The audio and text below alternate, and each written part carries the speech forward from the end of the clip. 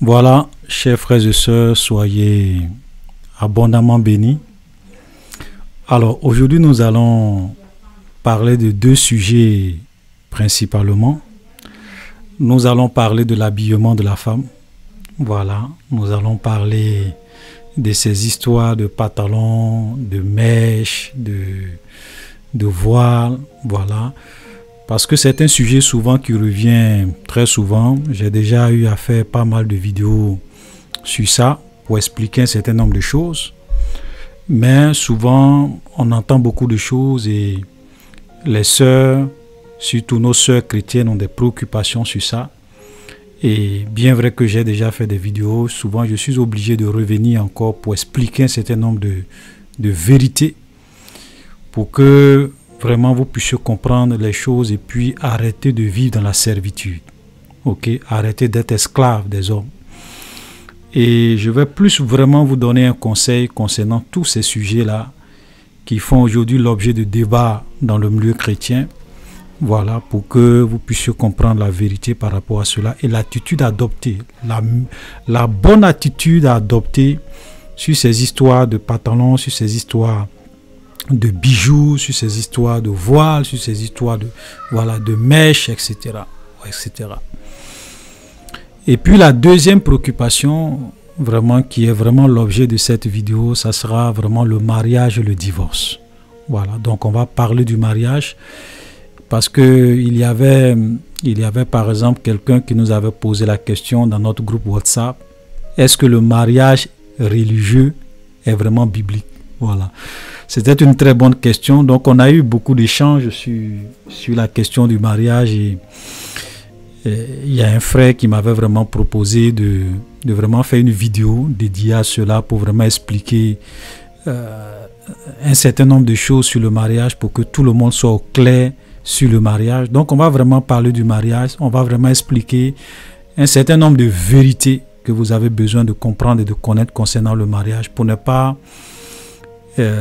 vivre dans l'illusion et souvent faire des erreurs graves, parce que il y a beaucoup de chrétiens qui n'ont pas su se marier comme il faut, qui se sont engagés dans des relations, et aujourd'hui il y a beaucoup qui souffrent, il y a beaucoup même qui ont perdu la foi, il y a beaucoup même qui sont devenus carrément des païens ou bien des païennes. Voilà, parce que tout ce que Dieu fait, il y a des règles, il y a des principes. Voilà. Quand Dieu institue quelque chose, quand Dieu fait quelque chose, il y a toujours des règles pour vraiment bien vivre cela, pour vraiment bien expérimenter cela. Voilà. Donc, c'est pareil pour le mariage. Il y a des principes que Dieu a établis pour avoir un mariage heureux. Il y a des vérités que tu as besoin de savoir pour que tu puisses avoir un mariage heureux.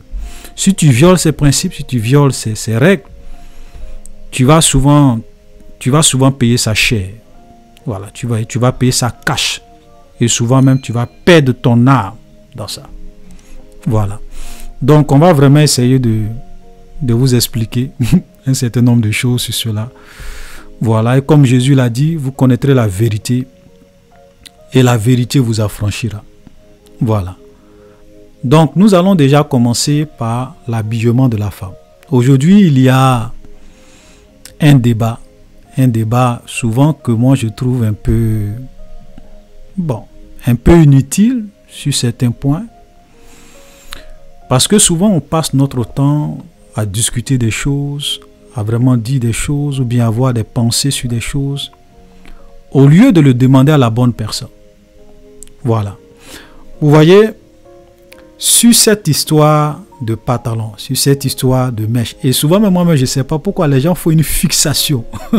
c'est ça souvent qui me fait souvent rire et qui je trouve un peu bizarre. Je ne sais pas pourquoi les gens font une fixation sur le pantalon concernant l'habillement de la femme. Vous n'allez jamais voir des gens venir faire des débats sur les boubous. Pourtant les boubous, on voit que des hommes portent des boubous, on voit que des femmes portent des boubous. Nos sœurs ou bien nos frères qui sont dans le monde musulman, qui sont des chrétiens, ils portent des boubous. Les hommes comme les femmes portent des boubous. Mais on n'a jamais eu ce débat pour dire est-ce que le boubou c'est habit de femme, est-ce que le boubou c'est habit de garçon. Jamais. Et je n'ai jamais aussi vu des gens venir faire des débats pour parler peut-être des culottes. Est-ce que culotte là c'est habit de garçon ou bien c'est habit de femme? Ou bien même les tricots. Les tricots, bien même les polos que nous portons comme ça. Nous qui, voilà, pour ceux qui sont souvent dans le froid, qui portent les polos ou bien les t-shirts. Voilà, les t-shirts. Les t-shirts, quand je prends un t-shirt là, c'est habit de femme ou bien c'est habit de garçon. Jamais, on ne fait jamais ce débat. Mais la question du pantalon, les gens en font vraiment une fixation. Je ne sais pas pourquoi. Voilà. Et souvent, le verset phare que les gens utilisent, c'est Deutéronome 22, le verset 5. Deutéronome 22, le verset 5, où Dieu dit, dans la loi de Moïse, où Dieu dit, un homme ne doit pas porter un habillement de femme. Et une femme ne doit pas porter un habillement d'homme. Quiconque fait cela est en abomination à l'Éternel. Voilà souvent le verset phare que les gens utilisent.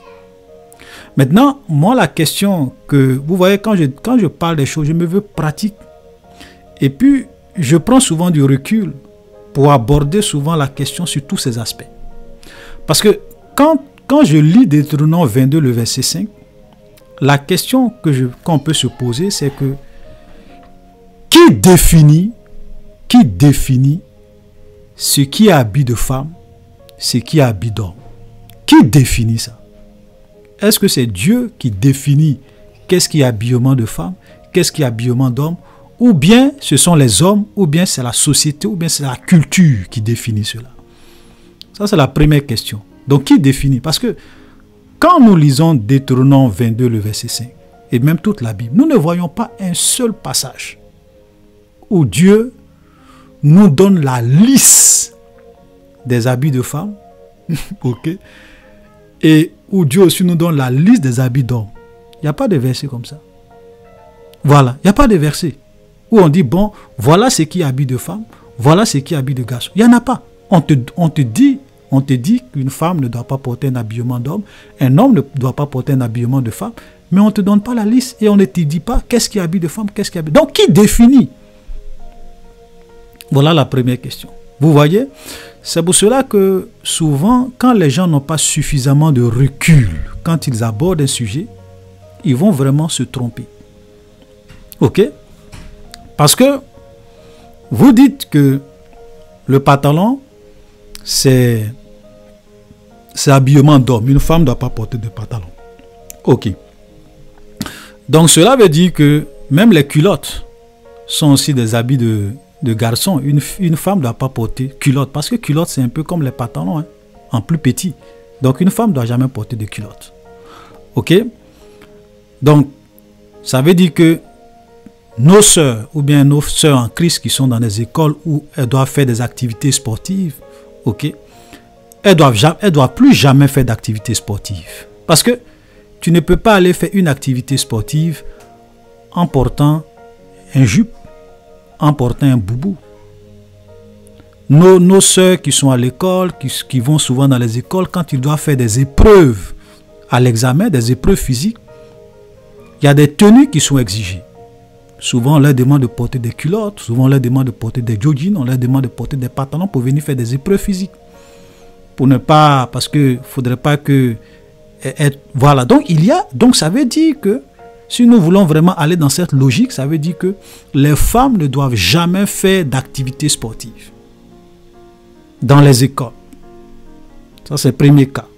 On va parler des conséquences, on va aller doucement, parce qu'il faut qu'on essaie d'expliquer, qu'on puisse faire toucher du doigt certaines réalités aux gens pour qu'ils arrêtent dans leur délire. Ok? Donc, ça veut dire que puisque une femme ne doit pas porter de pantalon, une femme ne peut jamais faire l'armée. Une femme ne peut jamais faire exercer, ou bien on ne doit jamais avoir une sœur, une chrétienne qui soit une policière.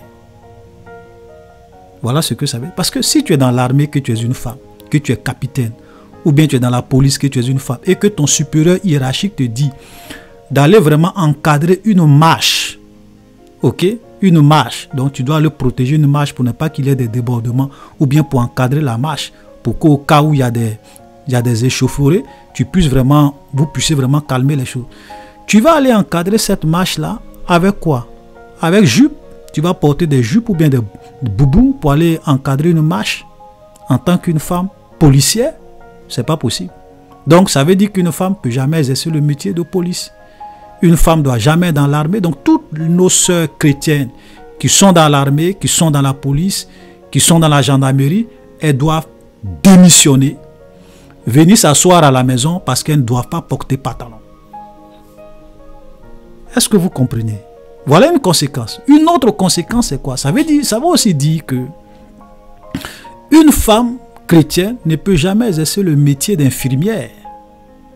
Parce que quand tu vas à l'hôpital, que tu es une infirmière, mais tu portes ta blouse, mais en bas de ta blouse, tu portes pantalon. Parce que tu dois bouger, tu dois vraiment souvent prendre les patients dans des positions un peu compliquées, donc tu ne peux pas porter une jupe pour exercer ce métier. Donc ça veut dire que les femmes doivent jamais exercer la médecine. Elles ne peuvent pas être des docteurs, elles ne peuvent pas être des infirmières, elles ne peuvent pas être des sages-femmes. Voilà les conséquences. Vous voyez. Donc souvent c'est ce que je dis souvent quand des hommes de Dieu ou bien quand des frères en Christ sont souvent en train de parler d'un certain nombre de choses, ils n'ont pas suffisamment de recul. Ils ne s'asseyent pas pour voir les conséquences de ce qu'ils disent. Vous imaginez? Voilà, donc, c'est quoi le problème avec le pantalon? Pourquoi on fait du pantalon une fixation? Moi, c'est la première des questions que je... Donc, vous voyez tous ces exemples que je prends là. C'est pour cela qu'il faut vraiment qu'on puisse vraiment vous expliquer un certain nombre de choses. Ok? C'est la même chose que les boubous. Comme je le disais, pourquoi on ne parle pas des boubous? Boubou là, il y a boubou de femmes, il y a boubou de garçons. Mais pourquoi on ne dit pas que non, boubou là c'est habit de garçon? Une femme ne doit pas porter boubou. Pourquoi on n'en parle pas? Parce que la vérité c'est quoi? La vérité c'est que la question de l'habillement, c'est une question de peuple, c'est une question de culture, c'est une question de nation, de tribu, de pays, de région. Vous pouvez aller dans des régions, ce que toi tu considères comme habit de garçon. Chez eux, là, c'est habit de femme. Tu peux aller dans d'autres pays. Ce que toi, peut-être, chez toi, c'est habit de garçon. Chez eux, c'est habit de femme. C'est une question vraiment de culture. C'est une question de région. C'est une question de tribu, de nation. C'est pour cela que quand la Bible ne dit pas quelque chose, il ne faut pas le dire. La Bible même là dit, dans le principe, une femme ne doit pas porter un habillement d'homme, un homme ne doit pas porter un habillement de femme. Maintenant, ce n'est pas Dieu qui est venu dire, voilà ce qui est habillement de femme, voilà ce qui est habillement de femme, d'homme. Donc il faut vraiment faire beaucoup attention à ce niveau. Faisons beaucoup attention, parce que souvent nous disons, nous parlons, et nous ne mesurons pas les conséquences de ce que nous disons. Ça, c'est la première des choses. Vous voyez? Et souvent, il y a des passages, même ces histoires de tresses.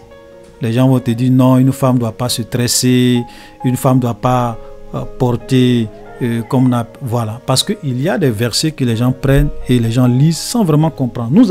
Et l'un des versets, c'est souvent 2 Timothée chapitre 2, le verset 9. Mais nous allons prendre, avant même d'arriver à 2 Timothée chapitre 2, le verset 9, nous allons prendre 1 Pierre chapitre 3. Voilà, 1 Pierre chapitre 3, le verset 3. Ok, et je vais vous montrer quelque chose. J'ai déjà expliqué dans certaines vidéos, mais je vais un peu reprendre, je vais un peu revenir sur ça pour vous expliquer un certain nombre de choses. Regardez ce qu'un Pierre chapitre 3, verset 3 nous dit. Ayez non cette parure extérieure. Ça, c'est parlant de l'habillement de la femme. La Bible est en train de parler ici de la femme. Il dit les femmes doivent avoir non cette parure extérieure qui consiste dans les cheveux tressés, ok, les ornements d'or ou les habits qu'on revêt. Donc si tu prends ce verset-là et que tu dis que ce verset-là est en train de dire qu'une femme ne doit pas se tresser, ok, prenons la logique. Supposons que tu lis ce verset, tu dis qu'une femme ne doit pas se tresser. Première chose. Tu dis aussi qu'une femme ne doit pas porter des ornements. Donc, et puis, donc, tu dois aussi aboutir à la conclusion qu'une femme ne doit pas porter d'habits. Si tu veux être honnête dans ton interprétation. Parce que la Bible dit, ayez non cette parure extérieure qui consiste dans les cheveux tressés, les ornements d'or ou les habits qu'on revêt, mais la parure intérieure est cachée dans le cœur, la pureté incorruptible d'un esprit doux et paisible qui est d'un grand prix devant Dieu. Donc si tu dis que en lisant ce verset qu'une femme ne doit pas se tresser, une femme ne doit pas porter des ornements d'or, donc tu aboutis aussi à la conclusion qu'une femme ne doit pas s'habiller. Donc ça veut dire que quand tu es une femme chrétienne, tu dois te promener nue. Parce que si tu veux lire ce verset-là littéralement, sans chercher à comprendre qu'est-ce que Paul voulait dire, sur quoi il voulait insister, tu vas te tromper. C'est la même chose quand souvent les gens lisent 1 Timothée chapitre 2, le verset 9. Ok, que les femmes ne se parent ni de tresses, ni d'habits, ni de temps, de perles, ok, mais qu'elles se parent de bonnes œuvres, comme il convient à des femmes qui font profit, voilà, etc. Vous voyez? Donc, si souvent il y a des versets que lorsque vous lisez, si vous ne cherchez pas à comprendre dans le fond, vous allez vous tromper. Vous allez vous tromper. Voilà. Donc, je ne veux pas vraiment trop m'attarder là-dessus, sur ça. Mais voilà le conseil que moi je voulais donner. Je n'ai même pas eu le temps de parler des mèches, tout ça. Vous savez, voilà le conseil que moi je voulais vous donner. Je dis toujours, si vous avez des doutes sur des sujets qui ne sont pas clairement définis dans la Bible, ok, et que vous avez des doutes, la seule personne à qui qui peut vous donner une réponse, et cette réponse-là sera sans équivoque, c'est qui? C'est l'Esprit de Dieu. Vous comprenez? Donc, cette histoire de pantalon, cette histoire de mèche, cette histoire de voile, cette histoire de ceci, cette histoire de cela, frère, mes soeurs, ne vous fatiguez pas. Interrogez Dieu. Interrogez Dieu. Il n'y a pas quelqu'un qui peut mieux vous expliquer la parole de Dieu que l'Esprit de Dieu lui-même. Vous comprenez? C'est pour cela que j'ai mis 1 Jean. J'ai mis 1 Jean chapitre 2, le verset 27, voilà, qui parle de l'une des missions du Saint-Esprit. Voilà ce que la Bible dit. Pour vous, l'onction que vous avez reçue de lui, ok, l'onction que vous avez reçue demeure en vous. Quand on parle de l'onction que nous avons reçue de lui, dans la vidéo précédente, j'ai dit que l'onction c'était le Saint-Esprit. Je vous ai expliqué et je vous ai démontré en prenant aussi Jean, l'évangile de Jean, pour vous expliquer que l'onction c'est le Saint-Esprit. La Bible nous dit ici, pour vous, l'onction que vous avez reçue de lui demeure en vous et vous n'avez pas besoin qu'on vous enseigne, mais comme son onction vous enseigne toutes choses et qu'elle est véritable et qu'elle n'est point un mensonge, demeurez en lui selon les enseignements qu'elle vous a donnés. La Bible dit que l'onction, c'est-à-dire que le Saint-Esprit nous enseigne toutes choses. Donc, il y a des choses, quand il y a des choses qui ne sont pas claires dans la parole de Dieu, la seule personne qui peut t'enseigner la vérité sur ça, c'est l'Esprit de Dieu. Alléluia. C'est l'Esprit de Dieu. C'est pour cela qu'au lieu de perdre ton temps, écouter tel pasteur qui va te dire pantalon n'est pas bon, écouter tel autre pasteur qui va te dire oui, une femme peut porter pantalon, interroge Dieu. Et comme je le dis, souvent nous les chrétiens, nous prions pour tout. Nous prions pour les choses matérielles, pour le travail, pour le mariage, pour nos enfants, pour notre avenir. Mais s'il y a un sujet qui te tracasse et que tu n'as pas la réponse et que tu as des doutes, pourquoi ne pas prier Dieu? Pourquoi ne pas demander à l'Esprit de Dieu? Seigneur, franchement, cette histoire de pantalon, cette histoire de mèche, moi franchement, ça commence à me fatiguer. Parce que les hommes de Dieu eux-mêmes, ils ne s'entendent pas entre eux-mêmes. Seigneur, moi je veux vraiment connaître la vérité. Moi je veux te suivre. Je veux obéir à ce que tu me dis. Seigneur, dis-moi si oui ou non, en tant qu'une femme chrétienne, est-ce que je dois porter le pantalon? Seigneur, dis-moi si oui ou non, est-ce qu'en tant qu'une femme chrétienne, je dois mettre le mèche? Seigneur, dis-moi oui ou non, est-ce qu'en tant qu'une femme chrétienne, je dois me voiler quand je prie? Seigneur, dis-moi oui ou non, est-ce qu'en tant qu'une femme qui veut vraiment te plaire, est-ce que c'est de cette manière que je dois m'habiller? Est-ce que vous pensez que quelqu'un qui pose cette question à Dieu, qui prie par rapport à ça, est-ce que l'Esprit de Dieu ne va pas te montrer sa volonté? Pourquoi on passe notre temps à faire des débats inutiles? Voilà. Vous savez, le temps que nous prenons, nous les chrétiens, souvent à débattre des choses inutiles, si on prenait ce temps-là pour demander à Dieu, il n'y avait pas de... Ça allait finir. Moi, par exemple, je vous donne l'exemple de ma femme. Ma femme, avant, elle mettait mèche. Mais elle a vécu une expérience avec Dieu. Aujourd'hui, là, elle a décidé de ne plus mettre mèche. C'est son expérience. Je ne peux pas prendre l'expérience de ma femme ou bien l'expérience de quelqu'un et puis venir établir des règles. Tant que je ne peux pas prouver ces règles-là dans la Bible. Parce qu'il n'y a pas un verset dans la Bible qui dit qu'une femme ne doit pas porter pantalon. Il n'y a pas aussi un verset qui dit qu'une femme doit porter pantalon. Il n'y a pas aussi un verset qui dit qu'une femme peut porter mèche. Il n'y a pas aussi un verset qui dit qu'une femme ne doit pas mettre mèche. Donc moi, je ne peux pas venir ici pour dire, bibliquement parlant, je ne peux pas prouver. Je ne peux pas démontrer. Et quand je ne peux pas démontrer, je ne peux pas prouver, je peux te donner mon avis. Voilà, par exemple, voilà l'avis de ma femme. Elle a dit qu'elle ne met pas mèche parce que Dieu lui a dit qu'elle ne doit plus mettre mèche. C'est son expérience. Amen. Tu peux même être une femme, tu peux prier Dieu. Et puis le Seigneur va te dire, je ne veux pas, ma fille, que tu portes des pantalons. Tu sais pourquoi? Parce que l'Esprit de Dieu va te dire, en fait, vu ta forme, vu ta corpulence, peu importe le type de pantalon que tu vas porter, ça va forcément pousser les hommes à te convoiter. Donc je ne veux pas que tu portes pantalon. L'Esprit de Dieu peut t'interdire, toi spécifiquement, à ne pas porter pantalon. Mais tu ne peux pas prendre ses pieds et établir une règle générale. Tu ne peux pas. Vous comprenez? Donc c'est pour cela que mes sœurs, si vous avez des doutes, si les gens disent qu'ils sont à l'enfer, ils ont vu des gens qui portaient des mèches, ils ont vu qu'il y a des gens qui portaient des mèches, ils ne sont pas allés au paradis. Mais la meilleure solution, au lieu de demander au ministre de Dieu, pourquoi ne pas demander au roi des rois lui-même? C'est comme vous êtes dans une république. Et puis le président est là avec son gouvernement. Il envoie 2 ministres en mission. Il y a un ministre qui vient qui dit non, le président dit qu'on doit aller à droite. Il y a un autre ministre qui dit non, moi j'ai bien entendu le président. Le président dit qu'on doit aller à gauche.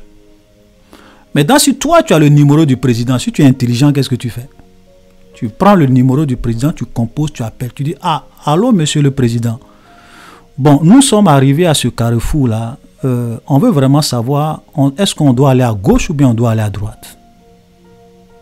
Maintenant, si le président te dit d'aller à gauche, est-ce que tu vas écouter les 2 ministres? Tu ne vas plus jamais les écouter parce que toi-même, le président t'a parlé directement. Tu connais la réponse du président. Donc, ce que ces ministres ont dit là, ça vaut que dalle.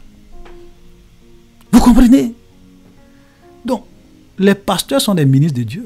Dieu lui-même, c'est le président. Pourquoi ne pas l'appeler? Pourquoi ne pas prier? Pourquoi ne pas demander à Dieu? Pourquoi ne pas poser la question à Dieu? Voilà, c'est comme si un frère vient tout à l'heure et me dit, frère, démontre-moi bibliquement si un chrétien doit rouler une voiture ou bien si un chrétien ne doit pas rouler une voiture. Ma réponse sera simple. Je vais te dire, mon frère, je ne peux pas te prouver bibliquement si un chrétien doit rouler une voiture ou si un chrétien ne doit pas rouler une voiture parce que la Bible n'en parle pas. Donc ce que je peux te dire, va prier Dieu. Si Dieu te dit qu'il faut rouler voiture, tu roules. Si Dieu dit qu'il ne faut pas rouler voiture, tu t'assois à la maison. C'est aussi simple que ça. Amen. Voilà, donc c'est le conseil que moi je donne aux sœurs. Au lieu de perdre votre... Parce que vous allez écouter telle personne, tel témoignage. Non, une femme ne doit pas porter mèche. Vous allez écouter tel... Non, une femme. Vous allez écouter tel pasteur. Non, une femme peut porter mèche, il n'y a pas de problème dedans. Mais où se trouve la vérité? C'est pas... Il y a des sujets sur lesquels on ne tergiverse pas parce que c'est clair dans la Bible. Est-ce que vous avez une fois vu des chrétiens faire des débats pour savoir est-ce qu'on doit commettre l'adultère ou on ne doit pas commettre l'adultère? Il n'y a pas de débat sur ça parce que c'est clair dans la Bible. Est-ce que vous avez vu des gens venir faire des débats pour savoir si un chrétien doit voler ou bien si un chrétien ne doit pas voler? On n'en parle pas parce que c'est clair dans la Bible. Maintenant, il y a des sujets où on peut peut-être prendre des passages, chacun peut souvent interpréter. Mais pourquoi ne pas interroger Dieu lui-même? Voilà, donc moi, vraiment, concernant ce sujet-là, le conseil que moi je vous donne, je ne vous demande même pas d'écouter mon avis concernant les histoires de pantalons ou bien les histoires de mèches, tout ça. Voilà. Comme je vous ai dit, concernant les mèches, je vous ai donné l'exemple de ma femme. Je vous ai expliqué concernant le pantalon, je vous ai expliqué. Mais si vous avez des doutes, interrogez Dieu. Demandez à l'Esprit de Dieu de vous montrer la vérité parce que vous voulez faire sa volonté, vous voulez plaire à votre Dieu, vous voulez qu'il soit vraiment content de vous, vous voulez lui obéir, pas aux hommes. Donc demandez à Dieu. Voilà le conseil que moi je vous donne. Amen. Voilà, donc voilà ce que je peux dire rapidement sur ce point. On va maintenant rentrer dans le deuxième sujet qui est en rapport avec le mariage. Voilà. Donc je vais essayer d'expliquer un certain nombre de vérités sur le mariage que nous avons vraiment besoin de comprendre et de connaître pour vraiment avoir un mariage heureux.